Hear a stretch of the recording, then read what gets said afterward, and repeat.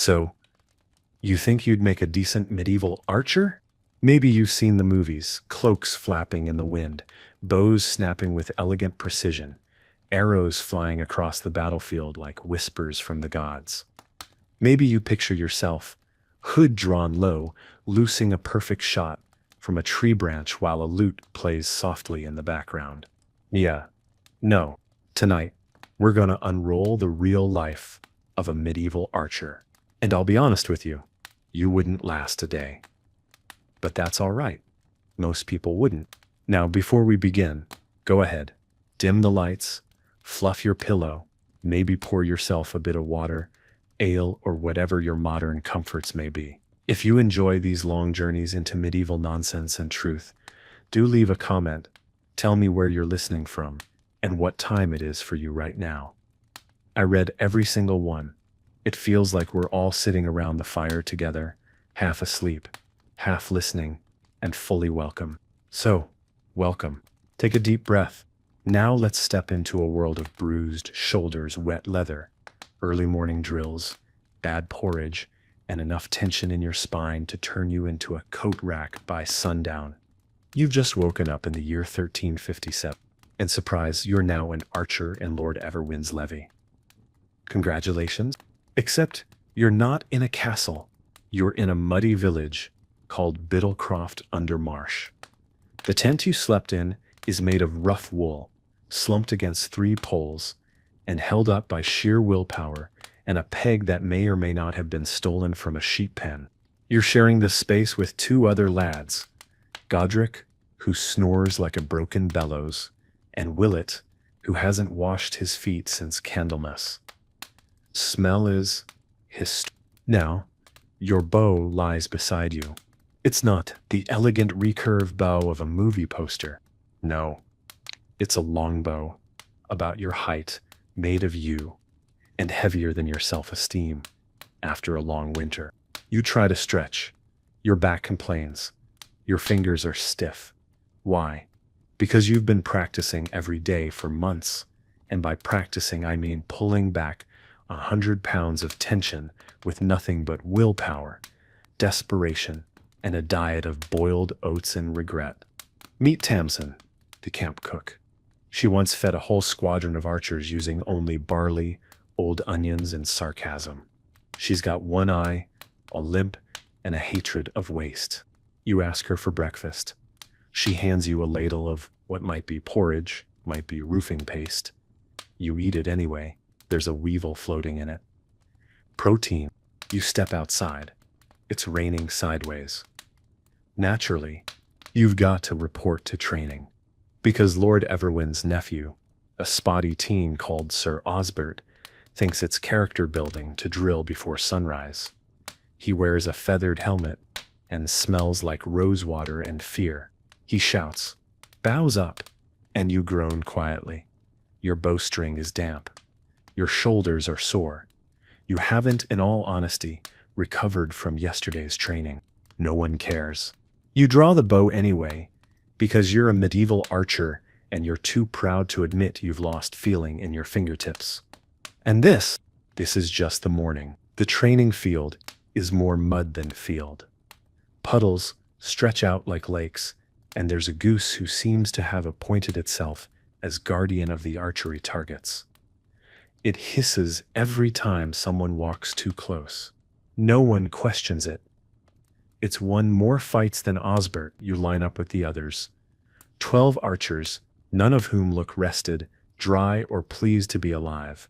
Godric sneezes into his sleeve. Willett is muttering to himself, something about a dream he had where his bow came to life and tried to throttle him. You believe him. Longbows have personalities.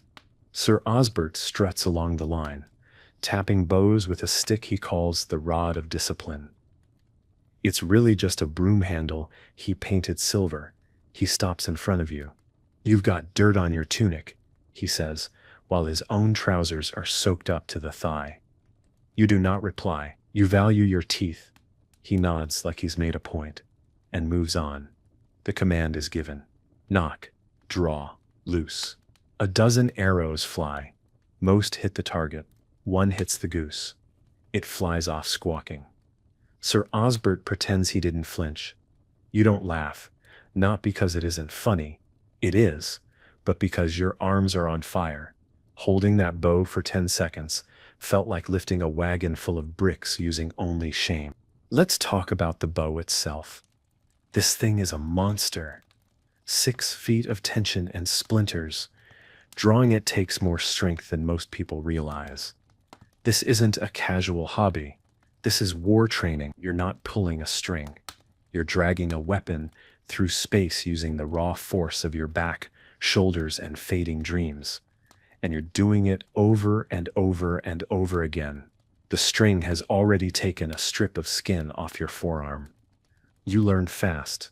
Wear a bracer or suffer. Your fingers, calloused. Your back, ruined. Your spine, a creaking reminder that you were never meant for this.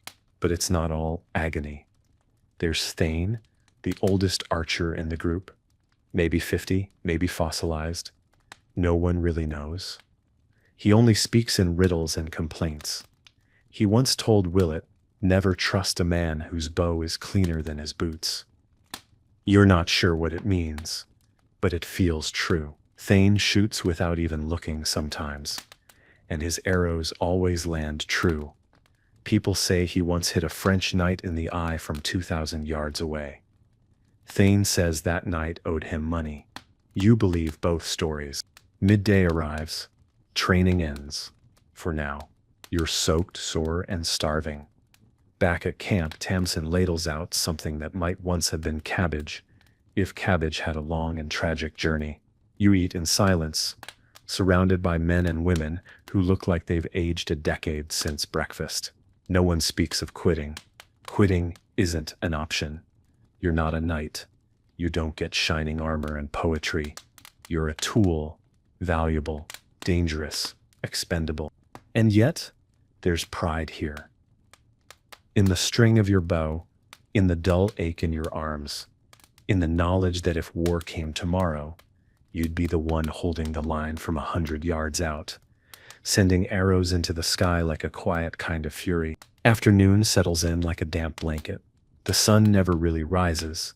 It just sort of lurks behind clouds, offering a faint gray glow that lets you know it's not night anymore.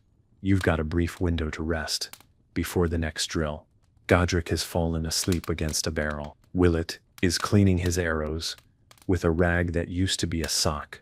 You sit on a stool that wobbles if you shift too much, watching steam rise from your boots.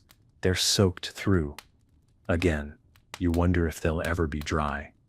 Probably not. Thane passes by and drops a pouch into your lap. Beeswax, he grunts. Waterproof your string. Or don't. See if I care. He walks off before you can thank him. That's as close to affection as he gets. Let's talk about your gear. It's serviceable. You've got a wool tunic with a neckline that scratches like dried hay. Leather vambraces protect your forearms, or at least they did before one of them cracked during last week's thunderstorm. Your quiver holds 24 arrows. None of them match. Some were carved by a local boy who's never seen battle. One still has a bit of chicken feather stuck under the fletching. You don't ask questions. You just hope they fly straight. Your bow is heavier today, not because it's changed, but because you have.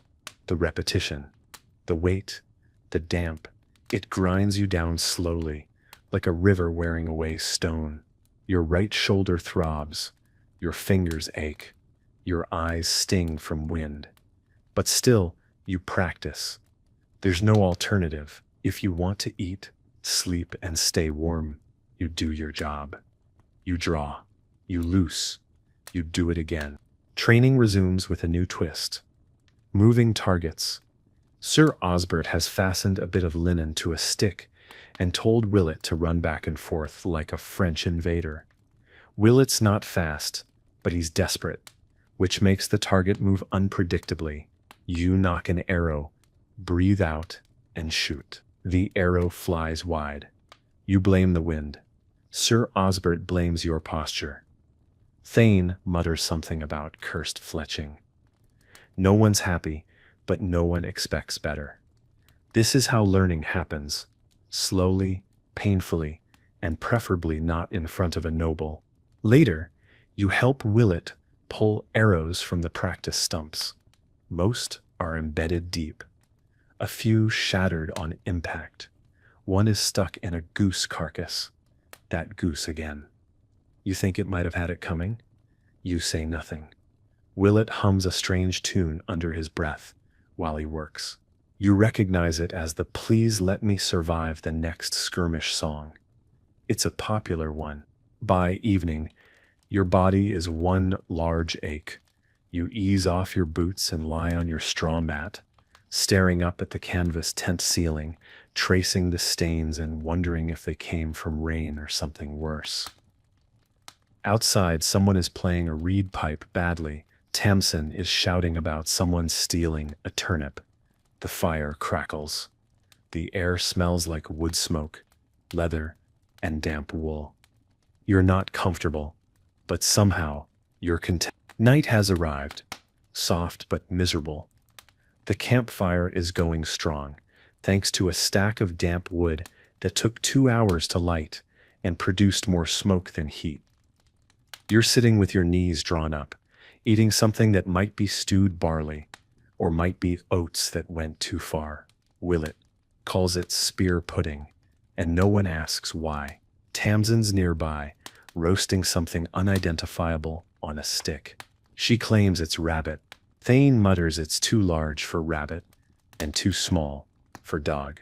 Nobody wants to know the answer, so you all agree it's probably fine. Godric's taken off his boots and is airing out his socks, which by smell alone may be classified as biological warfare. You lean back and let your spine crack in 3 places. The ache feels like relief. Someone starts humming an old tune. You don't recognize it, but the rhythm settles into your chest like an old friend. Everything hurts.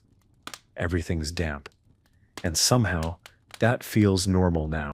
Thane starts one of his stories, unprompted, back in the siege of Carillenrig.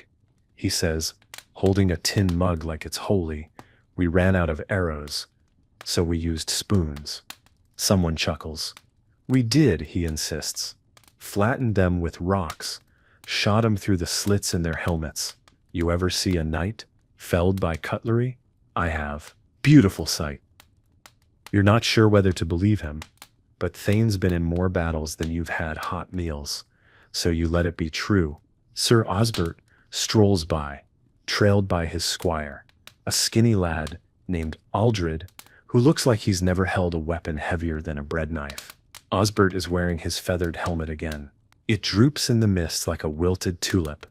He stops, looks at your group, then says, "Discipline wins wars." Then he moves on. Willet waits until he's out of earshot, then mimics the phrase in a high-pitched voice, and is immediately elbowed by Tamsin. The spoon she used may still have stew on it. The fire dims.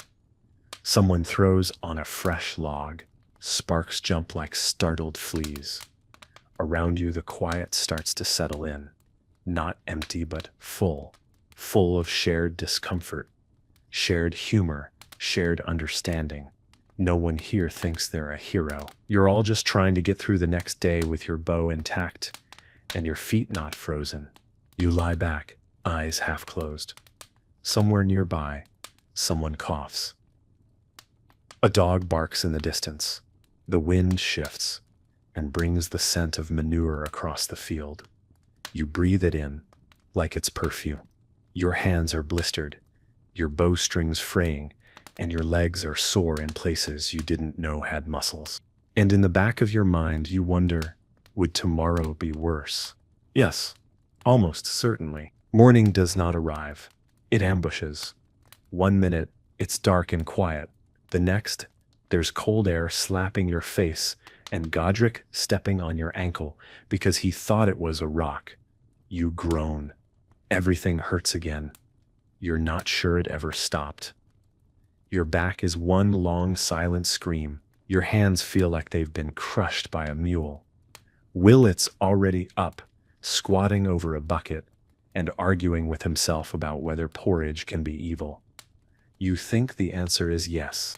Outside, the camp is wrapped in fog so thick you can't see the fire, even though you can hear Tamsin shouting at someone for burning the oats. The mist clings to your clothes, your hair, your thoughts.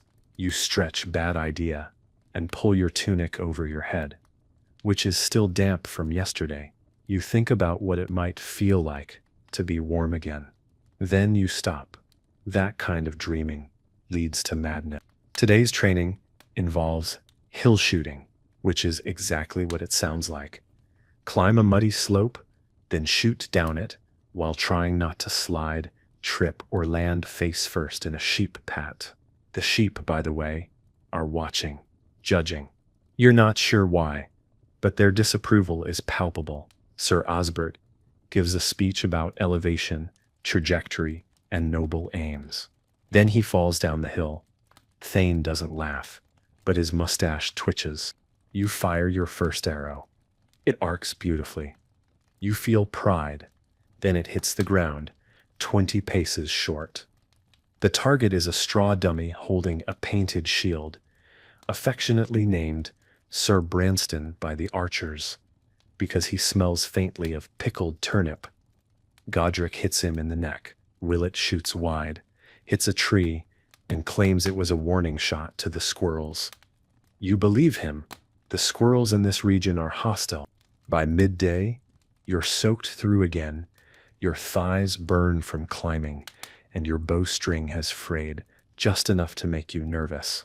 Thane offers you a new one. It's horsehair.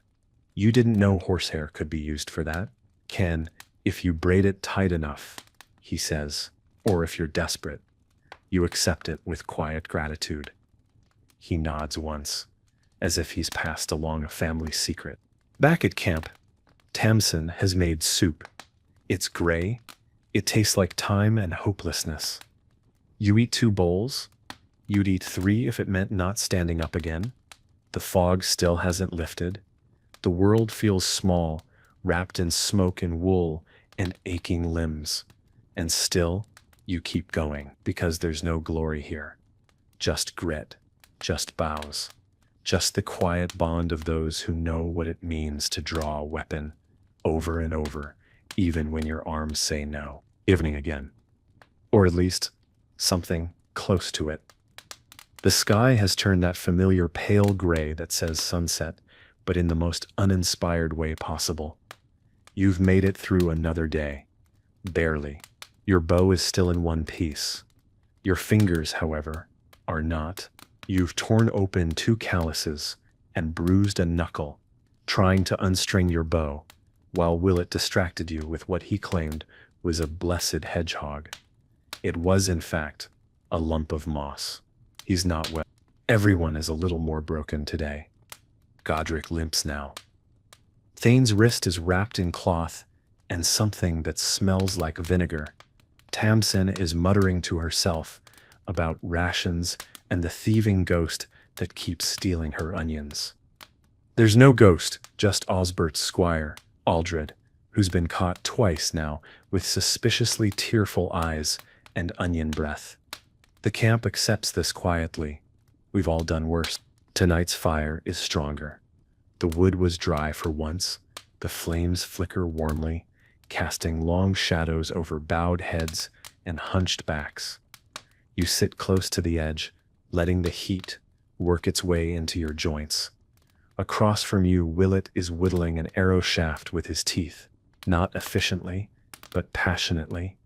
Thane is sharpening his knife on a stone so smooth it could have been polished by time itself. Every now and then someone tosses in a twig or a scrap of bark. No one talks much, but you're together, and somehow that feels like armor. Osbert tries to hold another inspection. You all pretend not to hear him.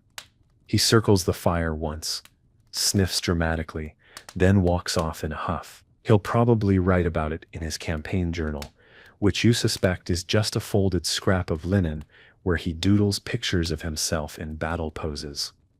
You've seen one. The horse had 6 legs. Ambitious. Thane finally speaks. You know, he says, voice low, they say a good archer needs 3 things: strong shoulders, strong will, and a complete lack of common sense. A pause. We're halfway there. Willet laughs so hard he chokes on his moss. Later, when it's time to lie down, you do so with the grace of a dropped sack of grain. Your body no longer bothers to complain. It simply sulks. The straw beneath you is damp. Your cloak is stiff with dried mud. You close your eyes and listen to the fire crackle, to someone snoring, to the wind nudging the tent flap. And somehow, beneath all that discomfort, you feel a flicker of something else: belonging. Sleep comes, but not easily. The cold finds the gaps in your blanket like it's looking for them. You curl tighter. Someone coughs nearby. Someone else mutters in their sleep. The fire outside is low now, its crackling reduced to the occasional pop, like a twig breaking under a boot. You dream of arrows that bend mid-flight, of wool tunics that never dry, of Tamsin chasing Aldred with a ladle raised high like a mace. You wake to your own snort. Godric is sitting up, chewing something that may or may not be leather. Couldn't sleep, he says. Teeth itch. You don't ask questions. You just nod. By dawn, the mist is back. It never really leaves. It just steps aside briefly, like it's letting you think you're free before it rolls in again. Breakfast is a piece of hard bread and a mug of something warm that smells like oats and fear. Tamsin calls it morning broth. It's the same thing she served last night. No one's surprised. You eat it because it's hot, and because chewing distracts you from the tightness in your shoulders. Today's challenge: rapid fire.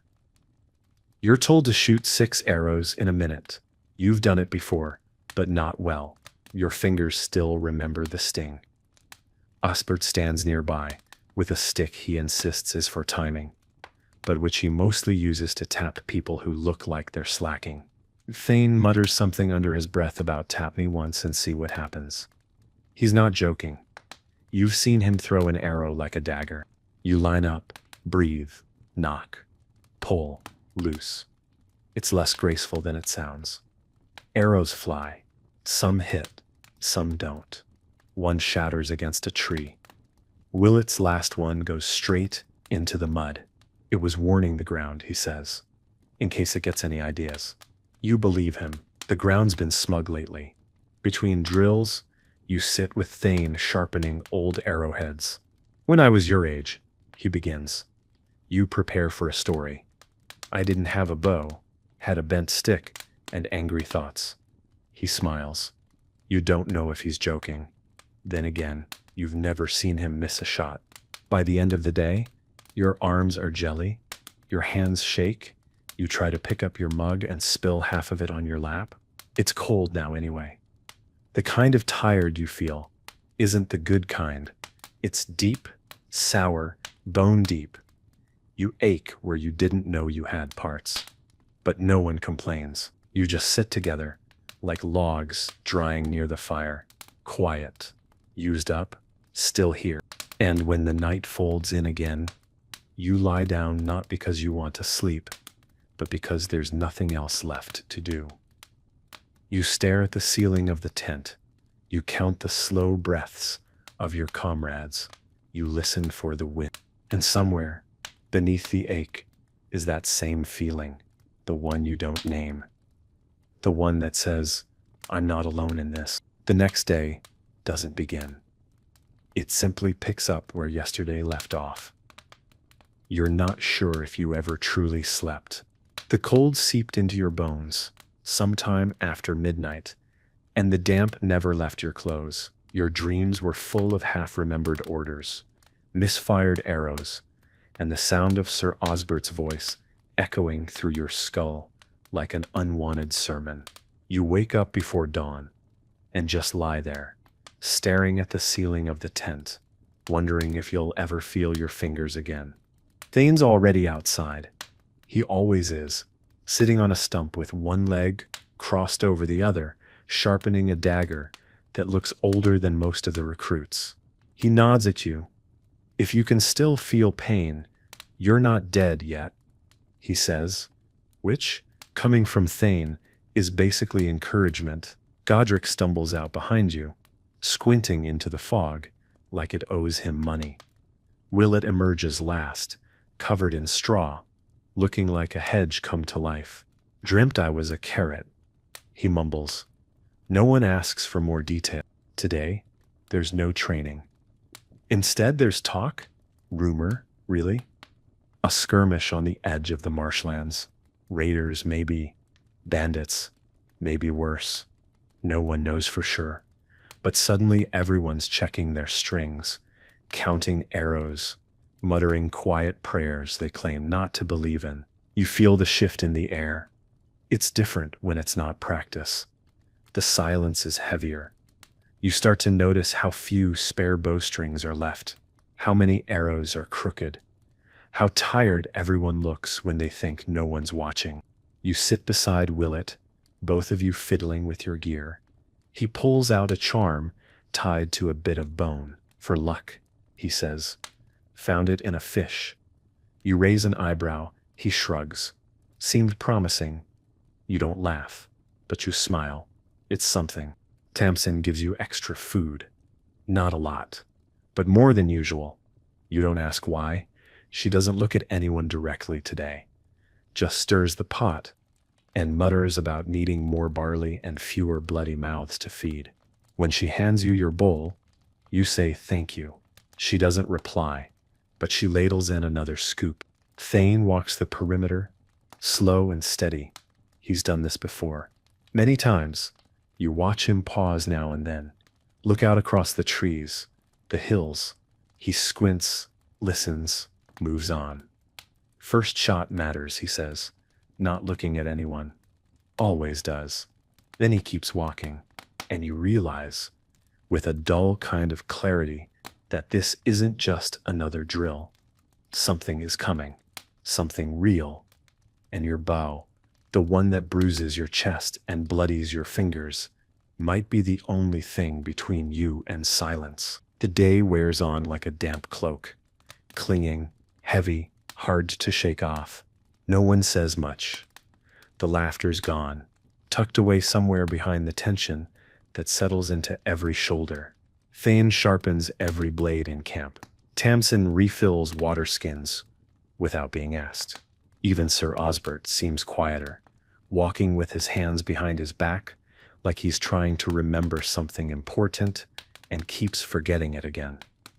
Aldred, his squire, keeps tripping over things. Nerves, probably, or his own feet. You sit on a log near the edge of the clearing, watching your bow, not holding it, just watching. It leans against your pack, tall and silent. Its curve familiar now. You've cursed it, blamed it, nearly snapped it across your knee twice. But right now, it looks different, like a companion, like something that might matter. Willett is beside you, fiddling with his arrows. I think I'll name them, he says suddenly. Each one, so they know they're not alone. You glance at him. He's dead serious. This one's Geoffrey, he adds, tapping the shaft of a broadhead. Looks like a Geoffrey. You nod slowly. And what about that one? He holds up a crooked arrow with half its feathers missing. He frowns. That's probably Marjorie. Godric, across the fire, is tying a fresh grip onto his bow. His fingers move with precision, his face tight. He hasn't joked all morning. He hasn't even muttered. That's how you know it's real now. Everyone has their own way of preparing. Godric goes silent. Willett gets weirder. Thane grows sharper, literally and figuratively. Tamsin sings old songs to herself under her breath. Tunes so old they creak. By afternoon, a scout returns. Dirt-covered, panting, eyes wide. He says they're close, whoever they are. Bandits, Raiders? No one's sure. Maybe mercenaries looking for a fight, maybe deserters who forgot how to be human. But the message is clear. Tonight, or tomorrow, or maybe just after dawn, it's happening. Sir Osbert calls a meeting. Everyone gathers, bows in hand, blades nearby. He tries to speak like a noble. He tries to give a speech. It's not very good. He says something about honor and courage and serving with pride. Then he clears his throat and dismisses you all, as if he hasn't just confirmed the thing you've all been quietly dreading. Thane lingers behind. You see him place a hand on Osbert's shoulder. Just briefly, like he's saying, I've seen worse. Don't mess this up. You spend the rest of the day checking gear, tightening bowstrings, running fingers along fletchings, whispering to arrows like they're old friends. You eat what might be your last full meal in silence. You roll your cloak tighter, lay your boots beside your mat, and when night comes, it comes fast. You don't sleep, exactly. You just close your eyes and wait. The night is thick, not just dark, but dense, like the world itself is holding its breath. The fires burned low, just coals now, glowing faintly beneath a crust of ash. You're lying on your back, staring at the inside of the tent, though your eyes aren't really seeing anything. Outside, there's movement, but not footsteps, not horses, just the shuffle of people who are too tired to sleep and too tense to sit still. You hear Willett whispering to his arrows again. Geoffrey, you behave tomorrow.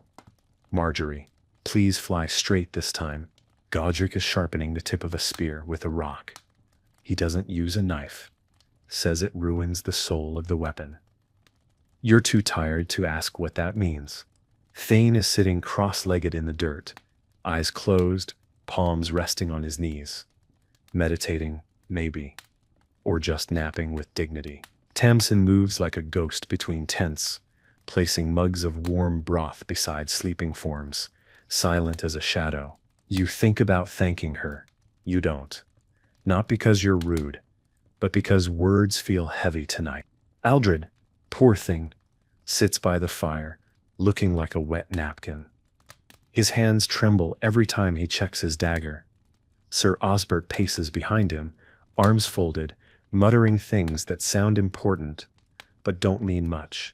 Formation discipline, shield coordination, forward posture. You think he's rehearsing a speech or an apology? The mist thickens, curling in through the edges of the camp like it's watching. The trees whisper. The wind nudges, and the silence gets louder. You pull your cloak tighter. Your bow lies beside you, waxed and strung. 20 arrows. You count them again. You know the number hasn't changed, but it feels like the only thing you can control. Thane breaks the silence at last. First arrow's the hardest, he says quietly.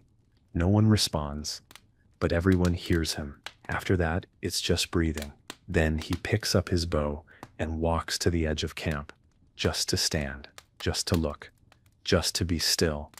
You follow a few minutes later, not because you have anything to do, just because being near someone like Thane feels like standing beside a stone wall, solid, silent, and strangely comforting. You don't speak. You don't need to. The wind picks up slightly. The trees bend. Somewhere out there, someone else is awake. Maybe watching you, maybe waiting. But for now, there's nothing to do but keep breathing and hold fast to whatever part of yourself still feels steady. Dawn doesn't rise so much as it seeps. A thin, sickly blue light bleeds across the horizon, filtering through the mist like cold breath. It doesn't warm anything. It just reveals shapes, trees, tents, figures moving slowly in silence. No one speaks. You've already eaten, if you can call it that, a mouthful of bread, a sip of water. Your body feels light, but not in a good way. More like a ladder, missing half its rungs. Your bow is slung across your shoulder, The arrows are checked again and again. Godric is tying his hair back with a strip of linen. Willett has a feather tucked behind his ear. He says it's for speed. Tamsin hands out strips of salted meat without making eye contact. She's dressed in her cleanest tunic. That alone tells you she thinks today matters. Sir Osbert gathers you near the tray line. His voice cracks on the first word. He clears his throat. They're close, he says, glancing at a scout who nods gravely. We hold the ridge. We hold our line. Archers behind the first slope. You loose on my signal. Not before. He looks at Thane for confirmation. Thane doesn't nod. He just steps forward, bow already in hand. Expression unreadable. You march in silence, the mud sucking at your boots like it wants to keep you. The ridge isn't much, a low rise with a view of a clearing below. Thane picks a spot behind a tree, crouching with the ease of someone who's done this too many times. You take position beside him. Godric to your left, Willett to your right. Everyone has a job. Everyone knows what to do. Now comes the waiting. You crouch low, heart thudding slow and loud. You breathe in damp earth, wet bark, the faint scent of moss and sweat and iron. You hear bird song too cheerful. You hear wind in branches. You hear Thane whisper, no shame and fear, just means you understand what's about to happen. Then the scout returns. 2 fingers raised, movement in the trees. They're here. Sir Osbert raises a hand. You grip the bow tighter. Not yet. Figures emerge. Shadows at first, then clearer. Leather, steel, movement. Bandits, or worse. One carries a torch, another a curved axe. You count 10, 12, maybe more. They don't know you're here. Not yet. Osbert holds his breath. Then his hand drops, and the world changes. The hand drops. And in that instant, you don't think, you just move. The bow rises, the string pulls back, and the arrow looses. It all happens faster than it should. Faster than your body should allow. The first arrow sails. It doesn't matter if it hits. What matters is that it flew. Around you, others release. Willett beside you curses as his string slaps his arm. Godric mutters something you hope wasn't a prayer. You reach for your next arrow before the first one lands. Down below, the bandits react like kicked ants. One drops instantly. Another ducks. The rest scatter, but it's too late. A second volley is already in the air. You feel your arm tense, your back strain. The third arrow you loose thuds into a shield. The fourth grazes a tree. You keep going, no time to think. Just knock, draw, loose. Your hands move like they've always known this rhythm. You've practiced it in rain, in pain, in half sleep. Now it's real. A scream echoes through the trees. You don't know whose it is. Thane shouts something. Maybe a name, maybe an order. Osbert's voice is high, sharp, commanding from behind. The squire, Aldred, is trying to reload a crossbow with shaking hands. You loose another arrow, then another, then nothing. Your quiver's empty. You don't panic. You drop low. Your heart is racing now, not in fear, but in sheer animal focus. The kind that only shows up when you've got no other choice.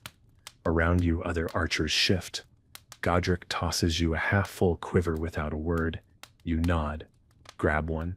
Draw. Loose. Your breath comes in sharp bursts now. Sweat stings your eyes. Mud cakes your boots. You can't feel your fingers. Then, silence. A strange, awful quiet settles over the ridge. A bird chirps once, then stops. The air feels hollow. You peek over the edge of the slope. The clearing below is a mess of trampled grass, bodies, broken shafts. A few figures retreat into the woods, limping, dragging, gone. The fight, if you can call it that, is over. You stand slowly, your legs trembling. Willett sits down in the mud like his bones gave up. Jeffrey did good, he whispers, staring at his last arrow. Godric hasn't moved. He just stares ahead, jaw clenched. Thane lowers his bow and mutters, "Not clean, but done." You nod, though you're not sure what part you're agreeing with. Osbert walks past, pale but upright, his helmet askew. "Good work," he says. His voice wobbles. You all pretend not to notice.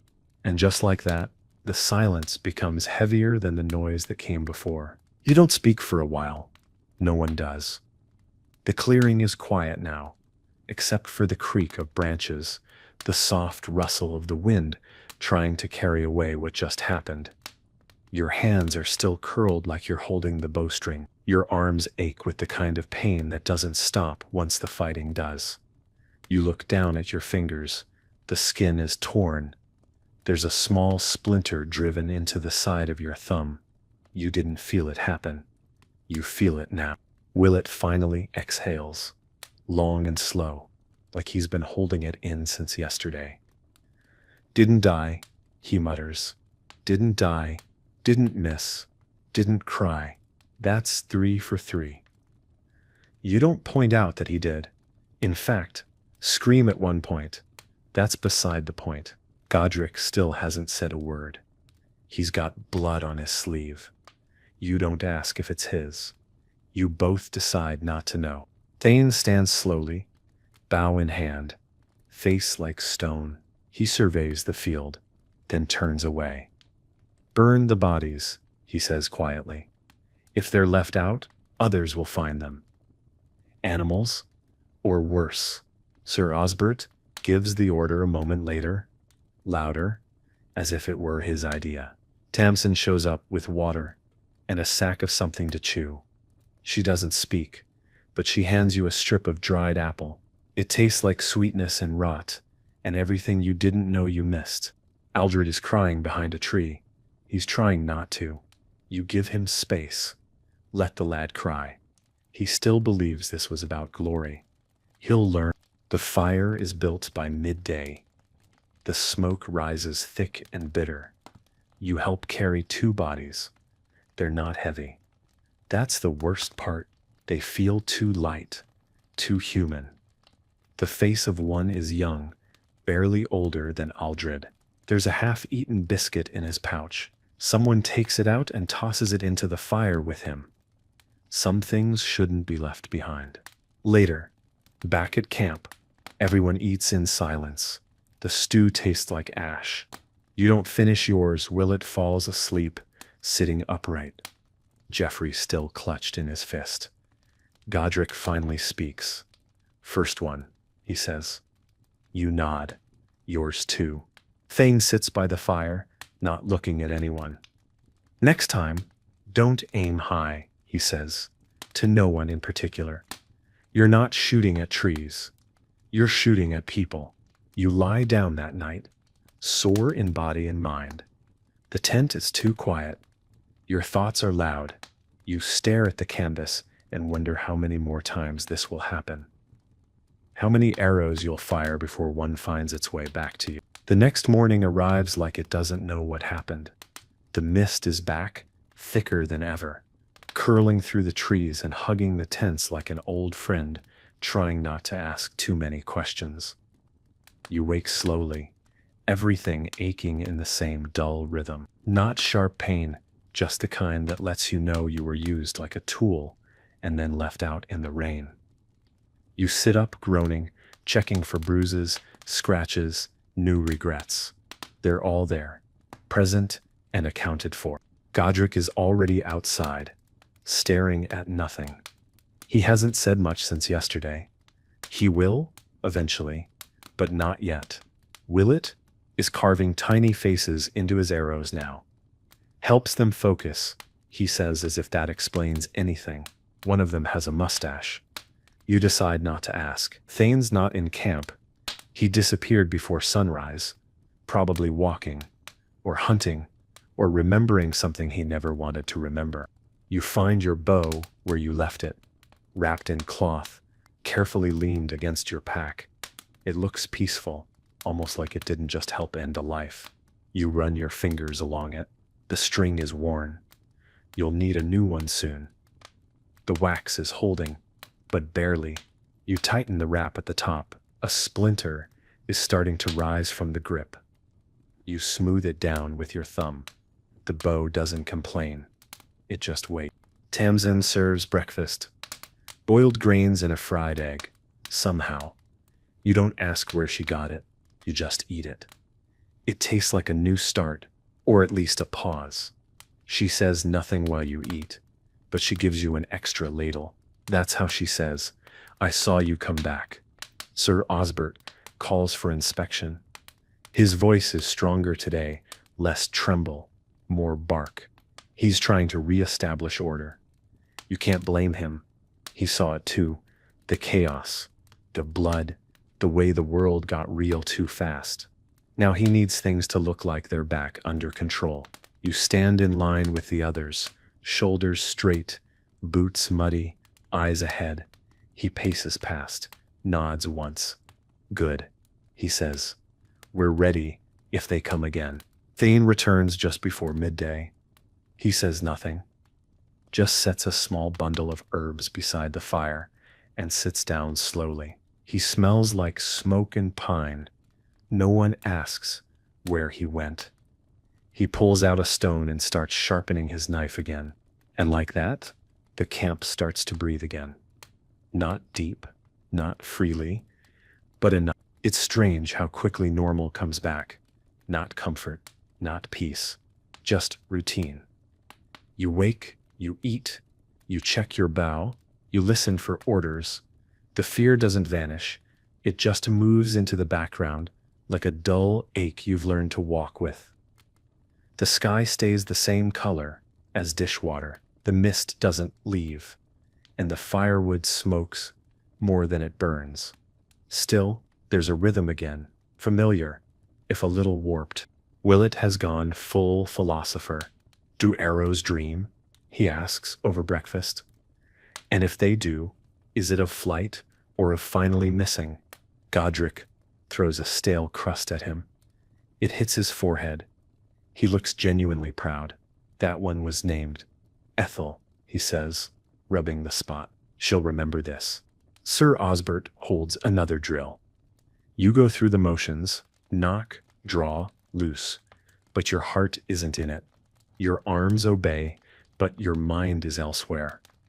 You keep seeing the boy with the biscuit.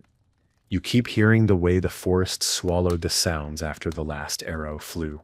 Even the targets look different now, less like straw, more like memory. Thane corrects your posture once, just a hand on your shoulder, a nudge at your elbow. He doesn't speak. He doesn't have to. The adjustment works. Your next arrow lands true. He nods once and moves on. Tamsin cooks turnips for supper. Again, you eat without complaint. There's something comforting about bad food made by someone who still shows up. She hums a song you don't recognize, low, slow, the kind of tune that might have been passed down through 3 lifetimes. You wonder if she even knows she's doing it. That night, the campfire feels warmer. Not because the flames are better, but because no one's trying as hard to pretend nothing happened. The silences are less tense. The jokes return, if only in fragments. Godric retells the story of Osbert falling down the hill, and this time, even Osbert chuckles, grudgingly, but honestly. You sit close to the fire, bow across your knees, staring at the way the light dances on the wood. You run your thumb over the grip again.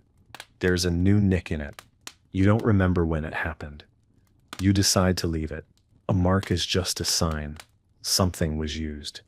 Like a scar. Like a story you're still learning how to tell. The next morning arrives. With bird song. Real bird song. Not just the half-hearted crow of an angry rooster, or the screech of a goose with emotional problems, but actual song. Sweet and clear. It throws everyone off. You sit up wondering if you dreamt it. Willett claims it's a sign of the world. forgiving you. Godric says it's probably just mating season. Either way, the mood is lighter. The mist is still here, but it feels thinner, more like a blanket than a shroud. You stretch. It hurts. Every part of you cracks like old firewood.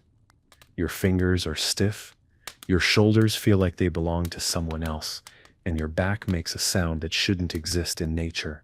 You're 20-something, but your joints scream like you're 70.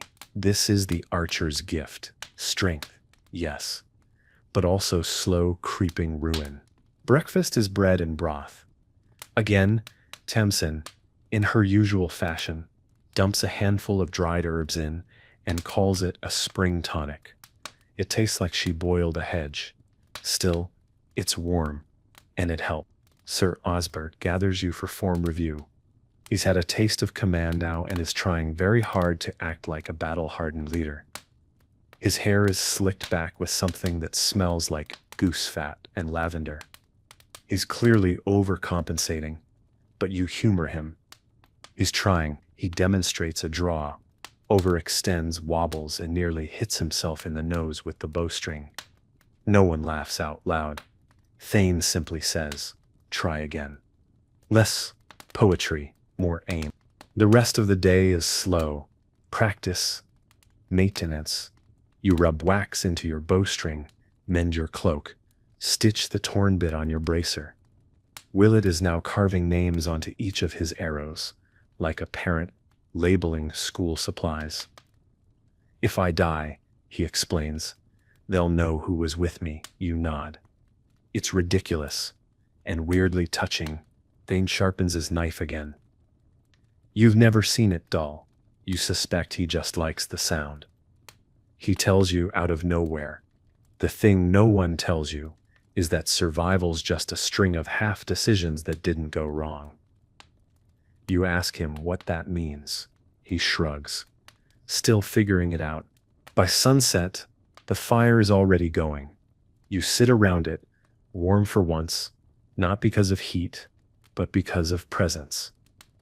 Everyone's here, tired, alive, a little quieter than before.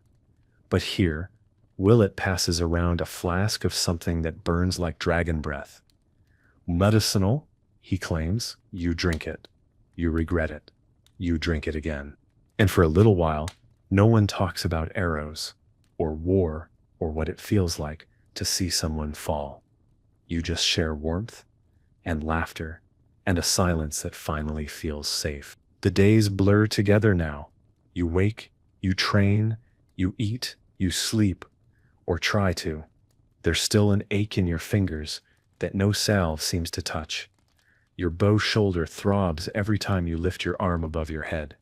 You think about complaining, but there's no audience for it. Everyone else hurts too. Pain's just part of the rhythm now, like meals and mist, and Tamsin's soup that always tastes vaguely of root cellar and disappointment. Willett has begun giving daily performance reviews to his arrows.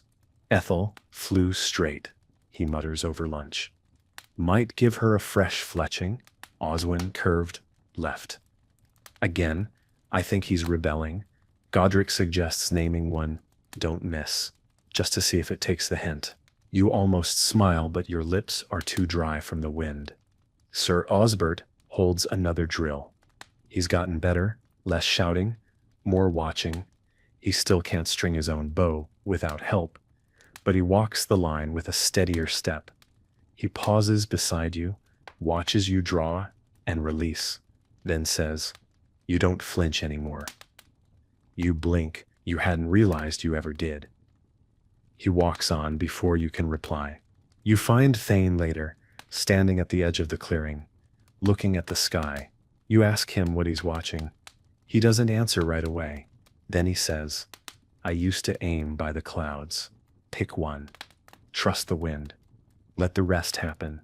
You try it. You loose an arrow toward a cloud that looks like a crooked goat. It lands wide. Thane doesn't laugh. "Wrong goat," he said. That night, Tamsin surprises everyone with honeyed bread. Just a little, just enough to taste. The camp pauses as one like a spell's been cast. You chew slowly, carefully, reverently. It's the best thing you've eaten in weeks. Willet cries a little. No one says anything. The fire is warm. The moon is low. The woods are quiet. You sit with your bow across your knees, running your fingers along the wood like you're learning it all over again. You think about the first time you held it. How heavy it felt. How much you hated it, and how now. It's the one thing in this camp you trust with your life.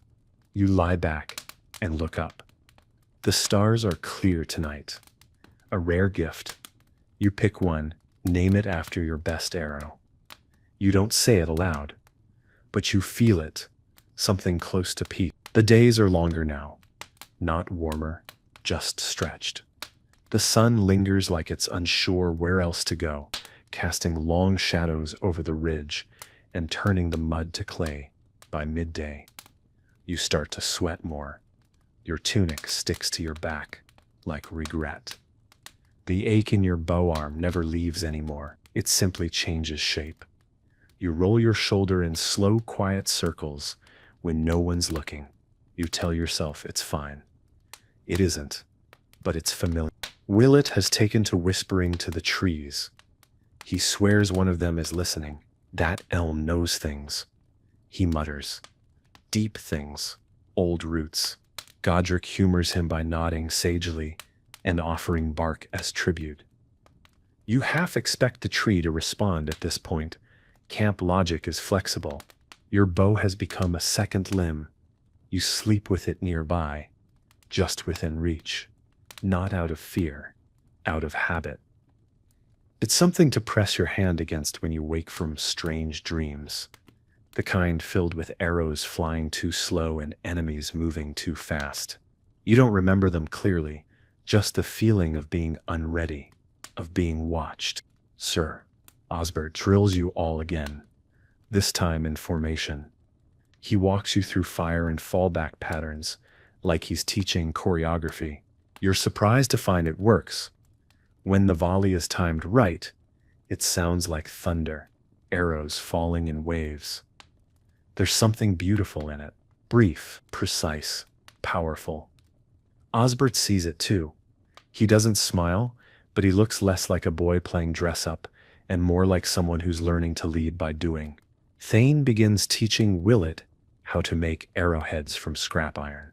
It goes poorly. There are burns. There is cursing. But by the end of the day, one of Willet's creations vaguely resembles a point. She'll be called Mildred, he says. She looks dependable. That night, you sit by the fire, cleaning your bow. You rub beeswax into the string. Smooth your fingers over the grip. Test the tension with your thumb. You speak to it softly, barely above a breath. Not words, just sounds. Like the way you'd hum to a restless animal. And for the first time you realize you've stopped hating it. This weapon that once felt like punishment now feels like memory of practice, of sweat, of shared silence, of breath held, then released. You lie down with the faint scent of wood smoke in your hair and the bow across your chest. You're not relaxed, but you're ready. Morning finds you already awake, not from noise or fear, just habit. Your eyes open before the light fully arrives. You lie there a while, staring at the roof of the tent, tracing the same stain that looks vaguely like a chicken riding a horse. It's become your morning ritual. You think of it as a blessing, or a warning, or both. You sit up slow. Your back creaks. Your knees offer a protest. The usual. Willet is outside, brewing something he insists is tea. It smells like pine needles and punishment. It's restorative, he claims. The trees gave it freely. You take a sip. It tastes like wet bark and regret. The trees want me dead, you whisper. He nods solemnly. That means it's working. Godric sharpens his blade with more focus than usual. He's quiet again, but not distant. Just thoughtful. He's been carving notches into his bow for every clean shot he's made. You ask how many, he shrugs. Just the ones that felt right. You don't ask what right means. You suspect it changes. Sir Osbert has developed a limp, not from battle, but from slipping in the latrine trench. The camp won't let him forget it. Thane tells the story nightly, each time with more dramatic flair. And then splat, his noble backside met the vengeance of gravity. Aldred laughs so hard he falls over. Osbert doesn't even try to stop it now. That, more than anything, shows growth. The day's training is lighter. Half draws, stance correction, breathing drills. Thane runs it himself, while Osbert watches, arms crossed, trying to look in charge. You listen more now. Thane's advice lands differently than before. It's not just about form anymore. It's about feeling, about knowing the bow, not just using it. Afterward, you and Willett walk to the tree line to gather more kindling. He talks about dreams again, this time one where he turned into an arrow mid-flight. It was peaceful, he says, right up until I hit something. You glance sideways at him. A target, a cabbage cart, he says. Exploded everywhere. You nod. Symbolic. He nods back. Exactly. That night, you find yourself humming one of Tamsin's old songs while cleaning your gear. You don't remember the words, just the tune. It loops quietly in your head, steady as the pull of a bowstring. Across the fire, Godric Willett sketches arrow names into the dirt. Thane sharpens. Osbert tries to write in his journal, while Aldred braids his hair. You watch the fire. You feel your hands. You breathe. And for the first time, you wonder what life might feel like when the war finally ends.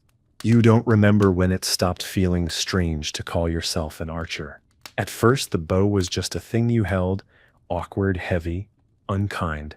Then it became something you trained with, something you feared.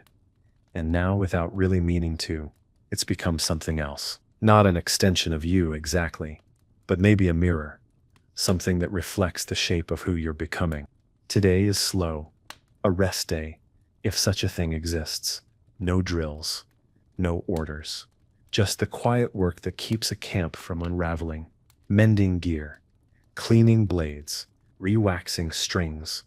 Gadrick spends the morning patching a hole in his boot using thread made from horsehair and pure stubbornness. Willett is reorganizing his arrows alphabetically, claiming that efficiency saves lives. You point out that most of them are named things like Greg and Lefty. He nods. Exactly. Thane is quiet today. He's sitting by the fire, carving something from a bit of oak, not a weapon. Something smaller. You can't quite tell what it is yet. He works with slow, careful movements, as if the wood remembers more than he does. You sit near him, not to ask questions, just to be close to the quiet.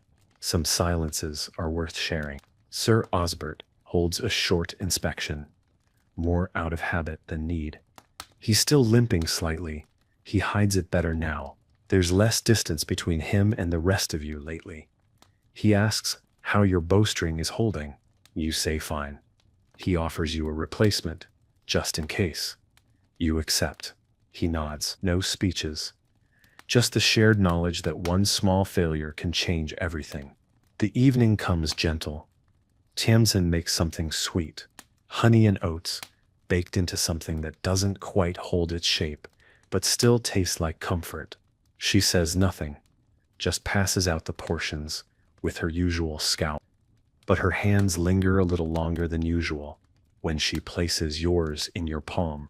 You sit by the fire the same way you always do, but tonight you feel heavier, not in body, in thought. You stare at the embers and wonder, when did surviving start to feel like something more than luck? And then Thane holds out what he was carving. It's a small figure, rough, simple, a person with a bow. No detail, just shape. just truth. Thought you might want it, he says. You take it? It fits in your hand like it's been waiting for you?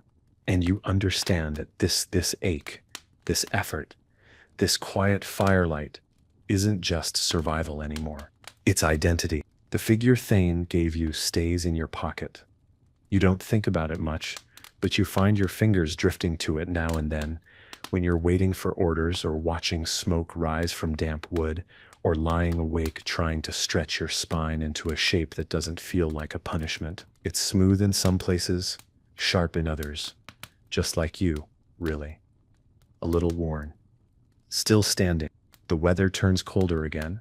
A mean wind cuts through camp just after dawn, sharp enough to wake even Willett without warning. He emerges from the tent swaddled in 2 cloaks and a horse blanket, looking like an angry bishop. If I freeze to death, put my best arrow in my hand, he declares, teeth chattering. Send me off with some dignity. Godric throws him a lump of bread. It bounces off his head. No one speaks of it again. Today's training is with moving targets, ropes strung between trees, with sacks swinging from them. You've done it before, but Thane's added a twist. Shoot from cover. Real trees, real brush, not just to hit, but to hide. He calls it learning how to be invisible, with teeth. It's harder than it sounds. Your cloak snags on branches. Your quiver makes too much noise. You miss the first 2 shots. You don't miss the third. Sir Osbert watches from a distance, arms crossed, expression unreadable. He doesn't interrupt. He's learning too. You see it in the way he nods after each volley, not with pride, but with understanding, like someone finally realizing what they've asked of you. By midday, your hands are numb and your stomach's louder than Willett. Tamsin brings out a pot of something thick and yellow. You don't ask, you just eat. It tastes like lentils, maybe, or regret. Willett adds salt from a pouch he insists was blessed by a traveling monk. You're pretty sure it's just dirt, but it helps. In the afternoon, Godric shares an old story, not of war, but of his mother, how she taught him to tie knots, while she made fishing nets. He still ties his bowstrings the same way. If it held a carp, it'll hold a shot, he says. You nod. That makes as much sense as anything else out here. That night, you sit by the fire longer than usual. No one's talking, just sitting, breathing, listening. Someone's humming again. Might be Tamsin, might be the wind. You hold the carved figure in your hand and turn it once in your palm, and without thinking, you whisper a name to it. Not your own, but the one you hope you're becoming. The morning is still, too still. The kind of quiet that makes people speak in half voices and walk a little softer. The mist hasn't lifted, and the air has that strange weight to it, like the sky is waiting for something, but won't say what. Even Willett seems subdued. His usual stream of nonsense reduced to a low mumble about arrow balance and wind spirits. You check your bow without needing to. It's fine. You check again anyway.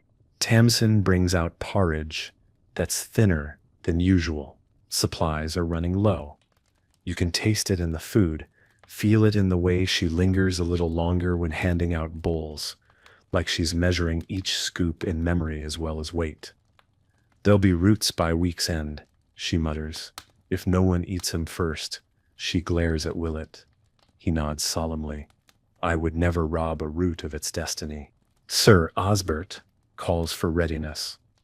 Not drills, readiness. That's how you know something's coming. He doesn't elaborate, just walks the camp, checking weapons, counting arrows, asking the sort of questions that have no comforting answers. If we move before dawn, who can carry the water? If we're split, who takes the ridgeline? He's not bluffing. Not anymore. Thane gathers the archers that afternoon for what he calls final checks. No one asks what that means. You all know. He moves down the line, adjusting posture, checking bows, tapping shoulders like blessings. When he reaches you, he pauses, looks you over. You've stopped bracing your shot, he says. You hadn't noticed. He smiles faintly. Good. That means you trust it now. The sun doesn't so much set as disappear. One moment, it's there. The next, it's gone. The sky bleeds gray into black. You sit with Godric and Willett near the fire, each of you lost in thought. Willett sharpens an arrowhead that's already sharp. Godric hums a low tune. You hold your bow and listen to the sounds of the camp winding down. Tamsin hands out broth, herbs, garlic, and whatever else she could find. It tastes like someone tried. That alone makes it better than most. You thank her this time. She nods. That's all. Before sleep, you walk the edge of camp, just like Thane does. You stop near the tree line, stare out into the dark. You don't see anything, but you feel something. Not fear, not exactly. More like the weight of the next arrow before it's ever been loosed. You wake before the light again, but this time the camp is already stirring. Boots scuff softly against frost-hardened ground. Cloaks shift. Breath curls in the air like smoke. No one says it out loud, but you all feel it. The edge of something, the closeness of a moment that hasn't arrived but already belongs to you. You dress slowly, fingers stiff. Every buckle and strap feels heavier today, as if your gear knows where it's going before you do. Willett hands you a fresh arrow. This one's called Hope, he says, with a smile that doesn't quite reach his eyes. Or Harold. Honestly, I forgot. You tuck it into your quiver without asking which. There's something comforting about not knowing. Godric doesn't speak. He just sits by the fire, sharpening a knife that doesn't need sharpening. Tamsin gives him a piece of bread that's mostly crust. He takes it like it's gold. Thane stands near the supply cart, checking the packs himself. Osbert is nowhere to be seen yet. That's not a surprise. Leaders don't always rise as early as the weight they place on others. By mid-morning, the command comes. You move out, South Ridge. No battle yet. Just a watch. Just presence. But it's enough to thin the air. You march in silence through low brush, bows slung across your backs, arrows clinking gently like quiet warnings. Willett tries a joke halfway there, something about squirrels forming a union. No one laughs, but no one asks him to stop either. The ridge is steep, and the wind harsher at the top. You take position behind a line of brambles, half hidden, half exposed. Thane moves among you like smoke, correcting foot placement, adjusting angles, whispering to the wind more than the people. You crouch low, eyes scanning the tree line. There's nothing yet, just leaves. But you stay ready. That's what archers do. You're not the first strike. You're the quiet breath before one. Hours pass. You stretch, you wait. You shift your weight to ease the ache in your knees. You eat a crust of bread. You count your arrows. Again, each one has a different feel now. They're not just tools. They're possibilities, promises, maybe even prayers. As the sun begins to dip, Thane crouches beside you. If they come, he says, you don't think, you just breathe. You loose the first one like it's part of your body. The rest will follow. You nod, and you wait. The sky darkens slowly, like it's unsure how this evening should end. Clouds roll low, pulling the light with them. The ridge holds quiet, broken only by the occasional rustle of wind through dry leaves and the soft shift of bodies trying not to be seen. You sit in a crouch that your thighs hate and your instincts trust. One arrow rests loosely in your hand. You haven't drawn yet, but it's close. It's always close now.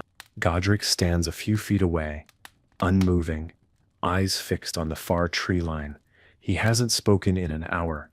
Willett sits beside you, chewing something leathery and pretending it's food. If this turns out to be nothing, he he whispers.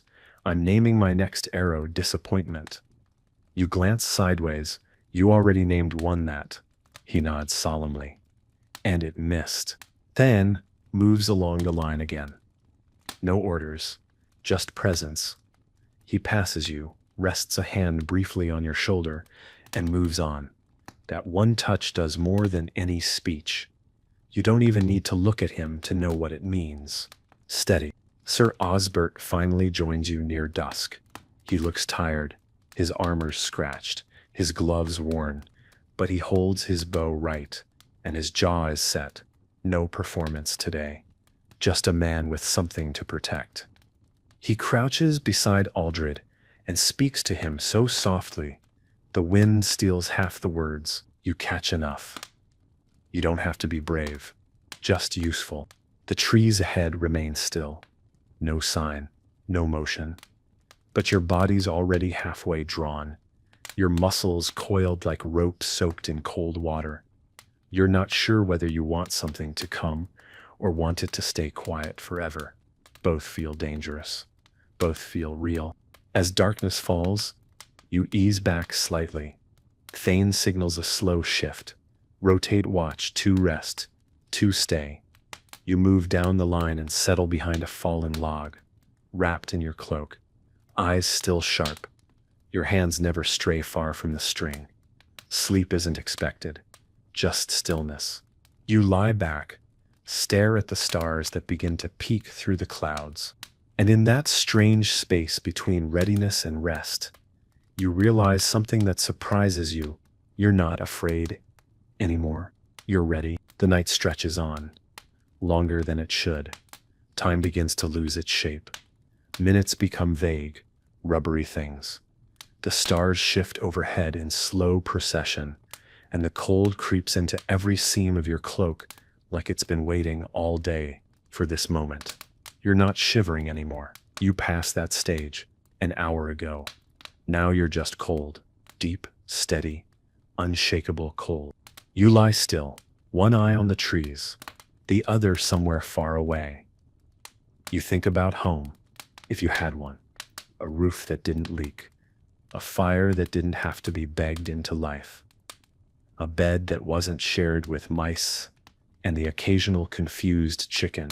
You think about that innkeeper's daughter you met in Dunweather, the one who smelled like baked pears and had a laugh that cut through tavern noise like a clean blade. You think about the fact that you never told her your name. Willett stirs beside you. Not asleep, but not awake either. He's mumbling again, something about arrows that glow in the dark. You don't interrupt.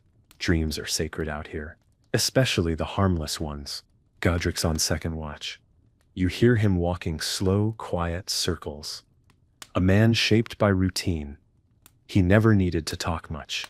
His presence speaks louder than most people's words.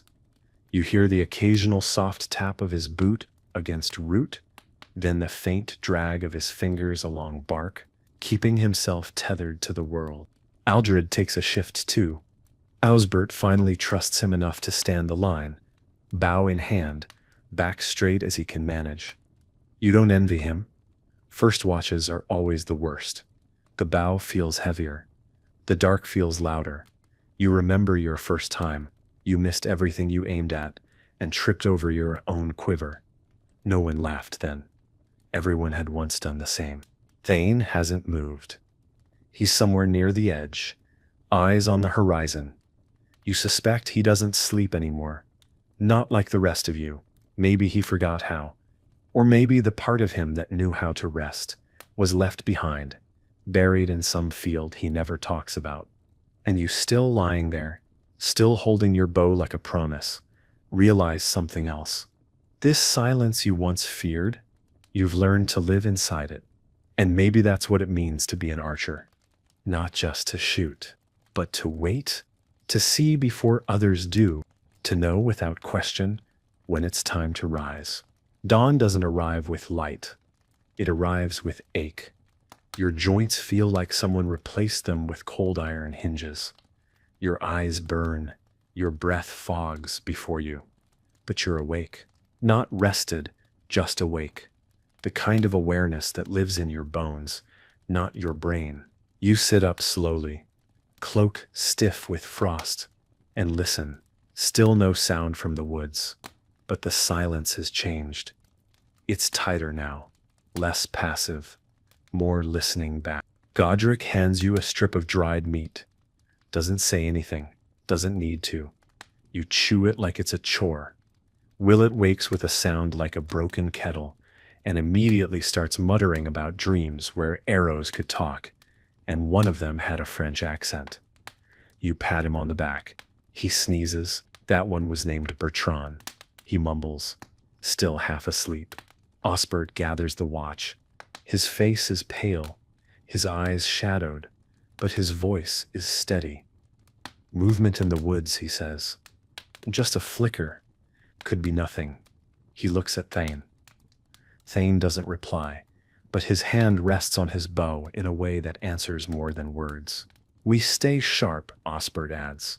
No panicking, no noise. If they're watching, let them keep wondering. You return to the ridge. Everything feels closer now. The trees, the breath of the earth, even your heartbeat. You press your hand to the ground, out of instinct. Cold, still, but not empty. You check your arrows. Each one familiar. Willett's labels have begun to fade, worn down by handling, by weather, by time. He looks at you and says, "If I die today, tell Tamsin she still owes me a decent meal." You nod. "I'll carve it on your grave. Make it rhyme." He adds, "I want gravitas." Godric sharpens his dagger without looking down. His motions are slow, steady, almost meditative. You realize it's not about the blade anymore. It's a way of breathing, of staying present. Thane teaches without teaching. Godric listens without asking. Willett survives by talking. You just keep watching. The sun breaks through the trees in streaks. It hits your bow, catching the grain of the yew wood, the marks, the polish. You run your thumb across it. It's no longer just a weapon. It's a story, a ledger, a witness. And today, it might need to speak again. There's a stillness now that doesn't feel natural. It's not calm. It's not peace. It's pause. The kind that comes just before a storm breaks or a branch snaps under a foot that shouldn't be there. You feel it in your chest first, like your breath doesn't want to leave your body. Then in your shoulders, which pull tight without instruction. And finally in your fingers, twitching near the quiver before your brain has even caught up. Willett stops mid-sentence. That alone is alarming. He narrows his eyes toward the tray line. "Anyone else feel that?" he whispers. Godric nods once, never breaking gaze. Thane doesn't say a word, but he's already moving. One slow step forward, knees bent, hand hovering above his bow, like it might jump into action on its own. You follow his line of sight. Nothing moves, but something's there. You don't know how. You just know. The trees aren't swaying. The birds have gone. Even the wind has taken cover. It's like the whole forest is holding its breath. Osbert signals for silence. You were already there. He steps up beside Thane, eyes scanning, jaw tight. "How many?" he asks, quietly. Thane tilts his head. Hard to say, but not one. That's all he says. That's all anyone needs. You lower to one knee, arrow knocked, but not drawn. You listen, not for footsteps. That would be too easy. You listen for change, for broken rhythm, for the shift of weight that comes when a man thinks he's still alone, but isn't. A shape. Far left. Too fast for a deer, too upright. Another closer, then gone. Willett sees it too. "Oh no," he breathes. "Bertrand's not ready for this." Osbert draws his bow. You draw yours. All across the ridge, the motion is mirrored like breath in a single body.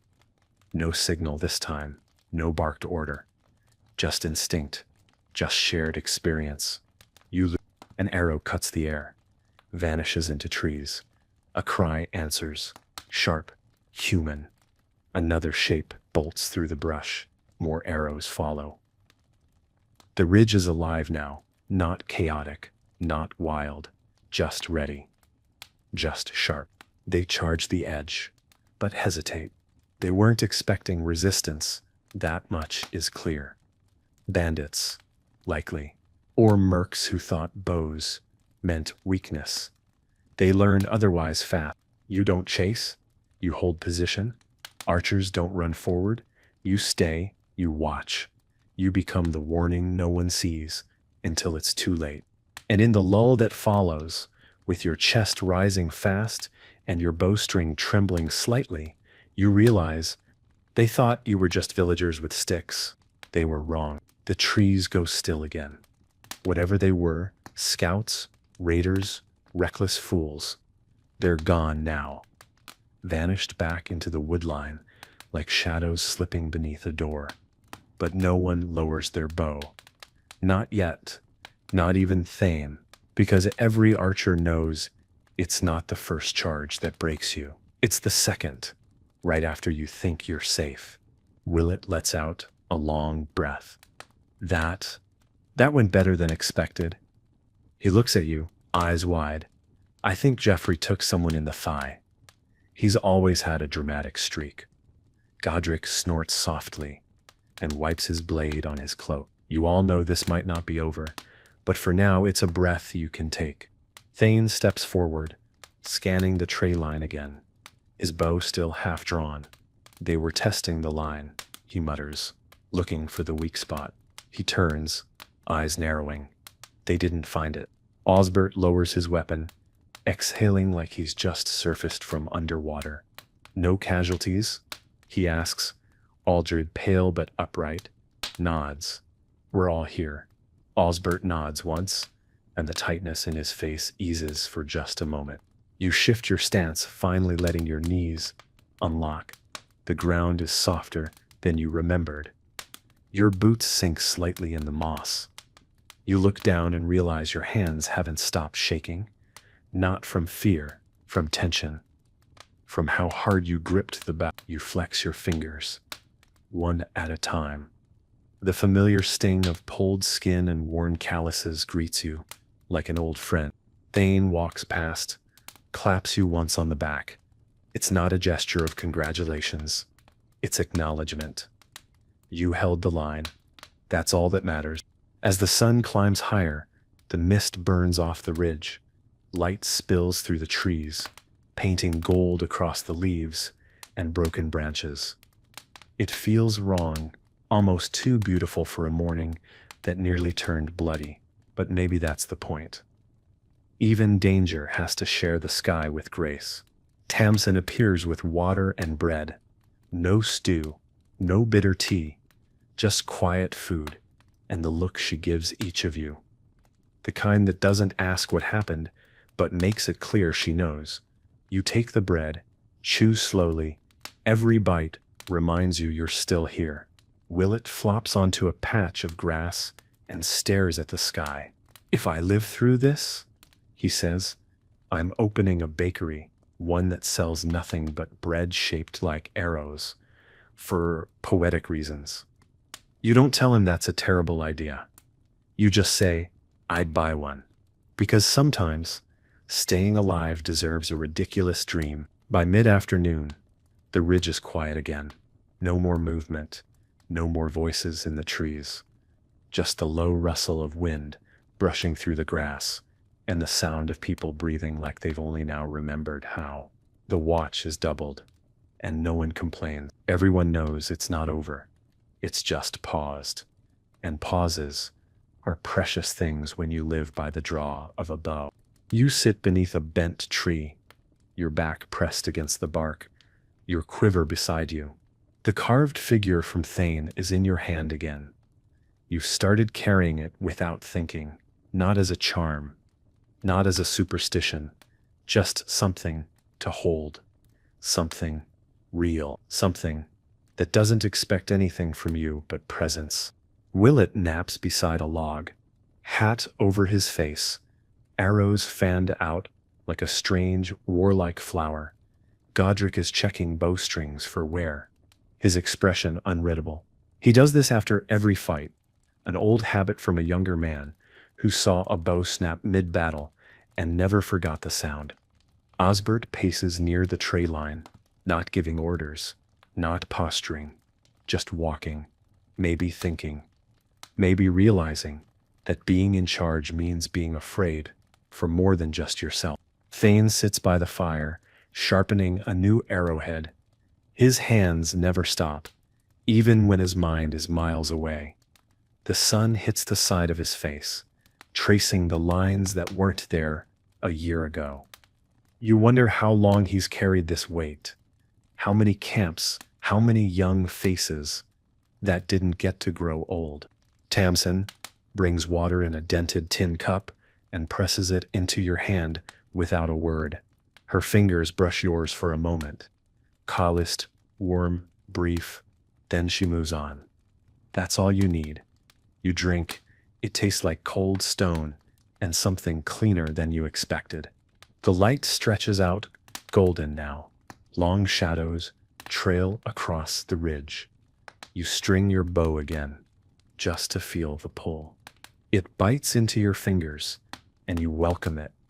It tells you you're still capable, still ready. You lean your head back and look at the sky. One cloud looks like a horse, another like a fist. You try not to assign meaning, but it's hard not to when you've lived long enough with symbols, when every arrow becomes a name, every scar a story, and every silence earned. Evening settles like a blanket, low and gentle, no alarms, no shouts, just the slow, grateful kind of quiet that seeps into the joints and smooths the sharp corners of the day. You've removed your boots, your toes finally breathe. The fire is low but steady, and for the first time in what feels like weeks, the smoke rises, straight, instead of clinging to everyone's cloaks like a judgment. You lean against a log and watch the flames. They don't dance, they breathe. Tamsin's made something that smells like lentils and thyme. Willett calls it victory stew. Thane calls it hot disappointment. You call it dinner and eat 2 bowls. It tastes better than anything has a right to out here. Maybe because you're eating it warm, with both hands still attached. Godric sits sharpening a broken arrow shaft. Not to fix it, just to do something. Osbert finally takes off his helmet and hands it to Aldred without a word. His hair is flattened on one side. He scratches at his jaw and says nothing. That silence earns him more respect than any speech ever has. Willett, revived by food and sleep, begins composing an epic ballad about the Battle of the Rustling Trees, starring his arrow Bertrand and an unnamed goose that may or may not have been involved. Thane hums in the background, eyes closed, somehow asleep and alert at the same time. You think he dreams in formation drills. Your bow rests beside you, unstrung, warm from the fire. You pick it up briefly, run your fingers along the grain. You know it now. Every curve, every notch, every slight shift in tension when the air is wet. It's not a weapon, not really. It's a ritual, a partner, a truth you hold in your hands when words don't work. The stars come out in clusters. You lie back on the ground, arms folded behind your head, watching them shift slowly above the treetops. It's quiet now, not the scary kind, the earned kind, the kind that wraps around your ribs and says, you did what had to be done. No glory, no parade, just survival, shared, steady, enough. And in that stillness, with the fire whispering and your limbs too tired to argue with gravity, you think, this might not be the life you wanted. But somehow, it's become the one you understand. The fire has burned down to coals, glowing like small stars on the ground. You're still lying on your back, eyes open, not asleep, but not fully awake either. Somewhere between, somewhere good. The kind of place where thoughts drift in and out like smoke and nothing demands to be solved. The kind of quiet you stop noticing until you lose it. Willet is snoring softly a few feet away, curled around his quiver like it's a childhood toy. Godric's blanket has slipped off his shoulder. You toss it back over him without waking him. Tamsin has long since retreated to her tent, though not before making sure everyone had something warm in their stomachs. You think she pretends not to care so no one sees how much she does. Your fingers find the carved figure again in your pocket. Still smooth, still solid. You roll it between your thumb and forefinger. It reminds you of something you're not ready to put into words. Maybe someday. The night is cool, but not cruel. The stars are sharp. The kind of stars that remind you how small everything is, how short the arrow's flight really is, even when it feels endless. You wonder briefly how many people are looking at the same sky right now. How many of them are soldiers, archers, dreamers. How many of them have names for their arrows and bruises they don't talk about. You reach for your bow, not to use it, just to feel the weight. It's heavier at night, not physically, but it carries the day. It carries the memory of tension, of aim, of breath, held and let go. You hold it across your chest like a question that's already been answered. Thane sits up nearby. He hadn't been asleep, just quiet. He looks at the sky, then over at you. Still awake? You nod. He doesn't say anything else. Just pulls his cloak tighter and settles back again. That's the thing about Thane. He says more in silence than most people do with speeches. You close your eyes, but not to sleep. Just to listen better. To the fire, to the breath of the trees, to the small hum inside your ribs that says, I'm still here, still breathing, still aiming, even in the dark. Most of the camp is asleep now. The kind of deep, hard sleep that only comes after a day that used every part of you. Boughs rest beside beds. Boots sit in muddy rows near tent flaps. Arrows are bundled like bundles of wheat, laid carefully across packs and crates, waiting for morning like everyone else. The only light is the faint red pulse of the fire's last coals, like the heartbeat of the ground itself. You don't want to sleep. Not yet. Not because of fear, but because you know how rare a night like this is, when nothing hurts quite enough to pull you under, and nothing waits outside the trees with a blade in hand. Just stillness, the kind that makes you feel like you've stepped outside of time for a little while. You walk quietly through the edge of camp, your bow slung across your back, the figure from Thane still warm in your palm. You stop near the old cart by the ridge, the one with the wheel that squeaks when it's rolled too fast. From here you can see the tray line, just shadows now. Familiar, tamed by light and routine. You listen, nothing, and yet everything. Godric shifts in his sleep, murmurs something, then goes quiet again. Willet snorts himself awake, looks around, mutters, "Oh, I'm still alive," and goes right back to snoring. You smile barely. A twitch at the corner of your mouth. It's more than enough.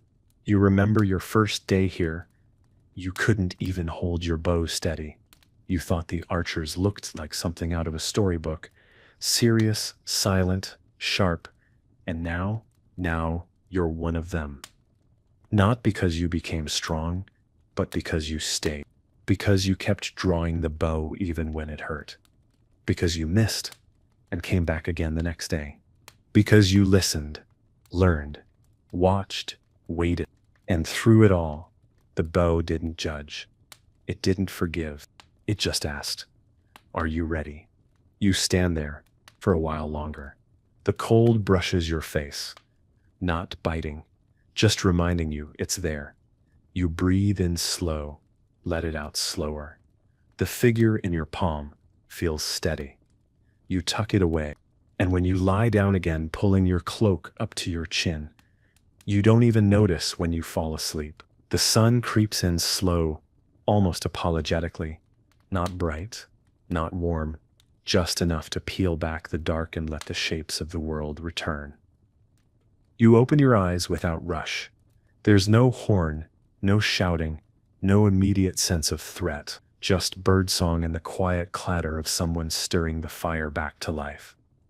You stay still for a few minutes, eyes open, watching smoke curl upward through the tent flap like it's stretching. Willett is already up, of course. He's crouched beside the fire with 2 sticks and an expression of intense disappointment. They refuse to spark. He says solemnly, "I think they've unionized." Godric appears behind him and lights it in one strike. Willett gasps. Witchcraft. He's ignored. You rise slowly. Your back cracks. Your shoulders complain. Your thighs whisper rude things. But you're upright. You're moving. That counts for something.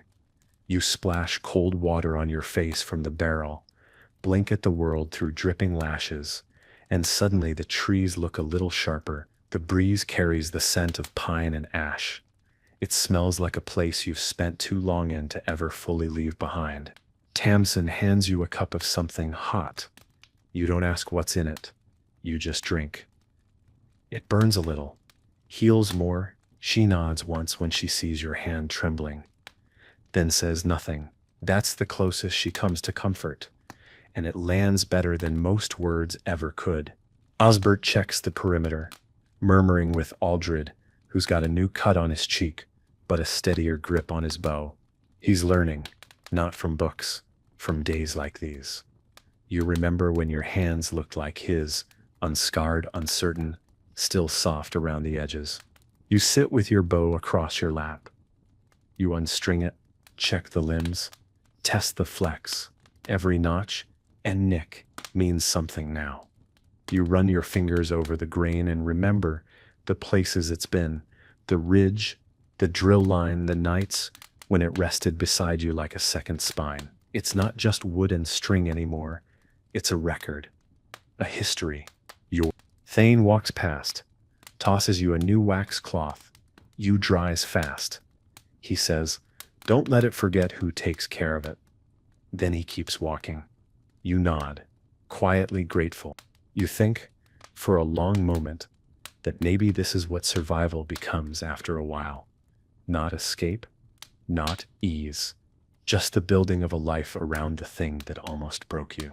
And if that life happens to include Willett trying to teach squirrels archery, well, you've seen worse. The day passes without event, which almost feels suspicious. You train a little, not hard, just enough to keep your hands honest and your arms from stiffening. Thane has you shoot at a stump with 3 knots in it, calling them head, heart, and habit. You hit 2. He says nothing, just grunts once, which might be approval or indigestion. With Thane, it's hard to tell. Willett's in a rare, quiet mood. He's sitting cross-legged, with his arrows spread out like a deck of cards, rearranging them by vibe. You ask if that's tactical. He says, "Absolutely not." Then goes back to humming. Godric spends the morning fixing his boot again, muttering about heel seams and poor craftsmanship. You sit beside him and help thread the cord through the leather. It's strange how natural that feels now, like fixing what breaks is as much a part of being an archer as pulling a bowstring. Tamsin has made something with peas in it. You don't ask what else is in there. The texture is vague, but it fills you. That's enough. She pats your shoulder once when you bring the bowl back. Not too hard, just enough to say, "I saw you." The sun begins to dip. The camp readies for another quiet night. You help Willett set up extra kindling and stack fresh arrows near the edge of the ridge, just in case. No one's expecting anything, but no one trusts the silence either. You take comfort in the preparation, not because you want to fight, but because being unready is worse than being afraid. You find yourself alone for a while, walking the edge of the tree line with your bow across your back, and your eyes soft from the way the light hits the grass. You think about everything you've done to make it here. Every miss, every bruise, every breath you had to remind yourself to take. And you realize something. You haven't just learned to shoot, you've learned to see. To notice the things most people pass by. The way the air changes when something's wrong. The weight of a shadow that doesn't belong. The quiet in someone's voice before they say they're fine. You sit near a rock and close your eyes for a moment.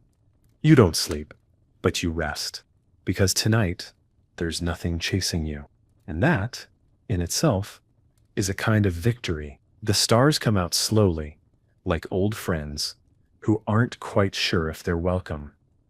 You lie back on the earth, cloak wrapped tight around your shoulders, your bow within arm's reach, even though nothing stirs beyond the ridge. It's just habit now, keeping it close, like you'd miss a part of yourself if it weren't there beside you, catching the same moonlight, breathing the same cool air.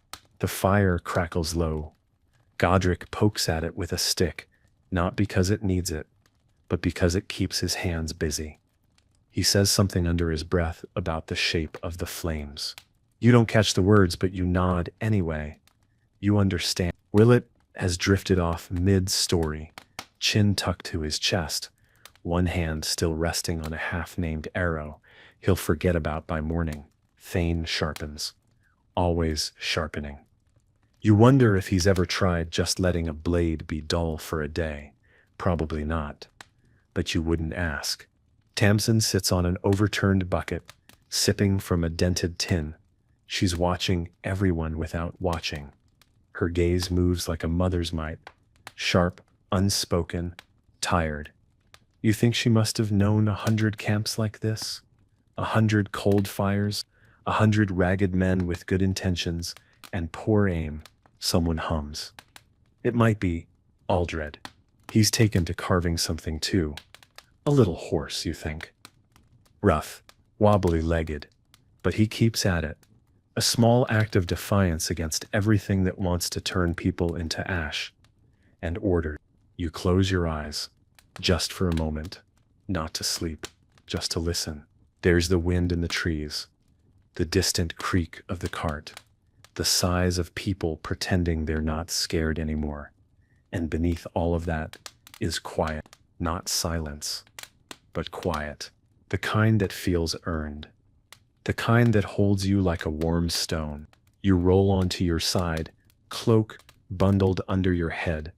You rest your hand on your bow, not for protection, not even for comfort, just because it's part of you now, like a scar that no longer stings. And just before sleep reaches you, soft and slow, you whisper to no one in particular. I think I might finally be good at this. No one answers, but the stars blink gently in return. The night fades quietly. No fanfare, no trumpet of birds. Just a gentle brightening of the sky, the slow retreat of stars, and the faintest touch of warmth on your cheek as the first light brushes the camp. You wake without being called, your body moving before your mind fully catches up. You sit up, slow, no rush. No reason to rush. Not today.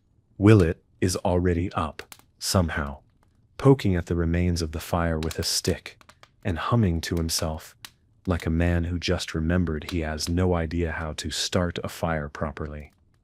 Godric hands him flint without speaking. He lights it on the third strike. Both men nod, as if they've just solved something ancient. You stretch. Your spine protests. Your shoulders click, but it's all part of the rhythm now. Thane passes by, and you catch a rare thing, a quiet smile, small, almost missed, but real. He glances at your bow, then at you, and simply says, "You've kept it straight." It's a compliment, a rare one. You hold onto it like warmth in your pocket. Tamsin is already brewing something hot and questionable in the battered pot. You don't ask. You never do. It smells like bark and defiance. You sip it anyway. It helps. She offers you a heel of bread, that's more crust than loaf, but it crunches like satisfaction. Osbert calls for nothing, no drill, no lecture. He walks the edge of camp with Aldred, pointing to tracks in the dirt, showing him how to read the land like a book written in soft ink. It's the kind of lesson that sticks, not because it's shouted, but because it's shared. You walk down to the ridge alone. Just for a minute. The trees beyond still hold shadows, but none of them move. You feel the earth firm beneath your boots, the wind against your cheek. You draw your bow once, not to fire, just to feel the pull, the curve, the stretch of memory along your arms. You remember what it felt like to be new to this, to hold the bow with uncertain hands, to dread the first shot, to wonder if you belonged here. And now? Now it feels like you've always known this rhythm. Breathe, knock, draw, release. Wait, not just a method, a mindset. You turn back toward camp, bow still in hand, and take one last look at the trees. You don't feel fear. You feel ready. The morning moves on, without hurry. Tasks unfold like well-worn habits, gear checked, arrows counted, boots aired by the fire, if the sun is out long enough to matter. It's the kind of day that feels ordinary, but it isn't. You feel it in your bones. Something has shifted, not in the world, in you. You sit beside the cart with Willett, sharing a piece of overly dry bread that cracks like flint between your teeth. "Do you think anyone ever likes this life?" he asks, chewing slowly. "Like truly enjoys it?" You think for a moment, then shake your head. "No," you say, "but I think some of us need it more than we admit." He nods as if that makes sense. "That's probably worse," he mutters, "but I see your point." Godric is polishing arrowheads, not because they need it, but because still hands feel wrong now. Tempson is humming again as she washes her pot in a stream you didn't even know ran nearby. She's humming the same song you heard weeks ago. It's grown on you. It sounds like something your memory forgot, but your bones remember. You look at your bow again, the same one you cursed in the first week, the one that bit your fingers, bruised your shoulder, cracked your pride. It's been with you through every failed shot, every hit, every breath held in a moment you couldn't afford to miss. You run your thumb along the grip, you feel the grooves where your fingers have worn down the grain. It's not a symbol, it's a truth that you endured, that you showed up, that you became something no one ever trains for. Steady. Osbert kneels beside a fallen tree, helping Aldred adjust the tension in his bowstring. He doesn't correct, he guides, and that somehow says more about growth than any battle. Thane walks past, carrying a bundle of fletched shafts. "Camp's quieter," he says without stopping. "Feels earned." You nod. You feel the same. Less like peace, more like rest. The difference is subtle, but it matters. You sit by the fire that night and say little, but inside, everything is loud. Not in volume, in clarity. You know now what it means to hold, to wait, to aim, not just with your eyes, but with your entire being. And when Willett asks, half serious, half yawning, "Would you do it again?" You don't answer. You just draw your bow in the dark, hold it for a second, perfectly balanced, and smile. The night wraps the camp gently, like an old cloak pulled across weary shoulders. No alarms, no movement in the woods. Just the pop and sigh of the fire and the rhythmic breath of people who finally let themselves fall into sleep without one eye open. You're not sleeping yet. You're sitting a little ways off, back against the same crooked tree you leaned on that first week, the one that seemed too uncomfortable to rest against. It doesn't feel that way anymore. You unstring your bow carefully. The string slips free, like a sigh.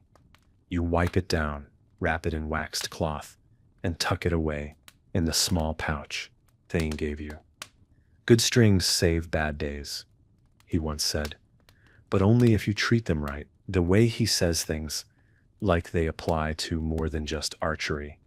You've started to notice that Willett is already snoring, a feather sticking out of his hair, like he fought and lost to a chicken. Godric's rolled himself so tightly in his cloak, you can barely tell he's human. Haldred talks in his sleep, quiet murmurs about flour and horses. You're not sure what the connection is, but you hope it's a better dream than most. Tamsin walks past you once, on her way to check the embers. She pauses, glances at your bow. Still keeping it close? You nod. Smart, she says, then adds, but you don't have to keep holding it like it's gonna leave. She walks off before you can reply. You look down at your hands, fingertips thick with callus, wrists stiff, knuckles slightly swollen. They don't look heroic, but they've done enough. Maybe that's what matters most in this kind of life. Not that you're the fastest, not that you never missed, but that you kept showing up. The night deepens. Fewer stars now, just a smear of light against black sky. You lie down slowly, thou beside you, and pull your cloak tight around your shoulders. You listen to the small sounds of camp, the ones you've come to trust. A cough, a shifting boot, the hiss of cooling ash. And for the first time in a long while, you don't feel like someone pretending to belong. You just, morning comes soft. No fanfare, no trumpet of urgency, just a slow light that creeps in through the trees and nudges at the corners of sleep. You open your eyes to the familiar, the smell of ash and wet wool, the creak of a bow being lifted, the low murmur of someone starting the fire. You stretch beneath your cloak, muscles stiff but willing. It's a good kind of ache, the kind that says you've done something, been something. Willett is already up, poking the fire like it insulted his mother. I dreamed I was a tree, he says, but I was also a bird, and I shot myself. Freudian, probably, you grunt. He takes that as agreement. Godric is sharpening his knife with the calm of a man who knows exactly how many things in this world he can't control, and chooses to sharpen steel instead. You find your bow exactly where you left it. You run your hand along it, like greeting an old friend, not with ceremony, with familiarity. It doesn't surprise you anymore, doesn't bite. It fits into your grip like your own name. You sling it across your back without thinking. The weight is nothing now. Or maybe you just got stronger. Osbert walks the line with a new kind of silence, not fear, not pride, just presence. He nods to each of you. No speech, no performance. You think he finally understands what kind of respect is worth more than authority. Thane stands near the cart, arms folded, gaze on the horizon. Clear day, he says to no one. Too clear. Then he chuckles softly, as if amused by his own suspicion. He catches your eye and gives the smallest nod. You return it. That's enough. Tamsin serves hot broth with actual herbs in it. She doesn't say where they came from. She just hands you your bowl and says, eat. You do. You don't ask for more, but she gives it to you anyway. Later, you sit by the tree again, the one that saw you at your worst, the one that leaned into your back when you couldn't carry your own weight. You hold the carved figure in your hand, not tightly, just enough to feel it. You think of the first time you picked up a bow and how wrong it felt. And now it feels like the only thing that's ever made sense. You don't feel heroic. You don't feel famous. You just feel real. And in a life like this, that's more than enough. There's no grand ending, no banners, no sudden change in the wind. Just another breath, another step, another morning, where you tighten the strap on your bracer and feel the sting in your shoulder and know you can still do it all again, if asked. But today, No one asks. The camp moves slowly, as if even the fire has learned to stretch before it speaks. Willett hums something tuneless while sorting arrows. Godric has finally stopped sharpening things. Thane sits still, fully still, a rare thing. His eyes are half closed, his hands resting on his knees like the weight they once carried has eased. Just a little, you walk the edge of the tree line, your bow resting easy on your back. Not because you're patrolling, not because you're watching for danger, but because you want to walk, to see the light through the leaves, to hear the wind and know it's not hiding anything today. Just a breeze. Just peace.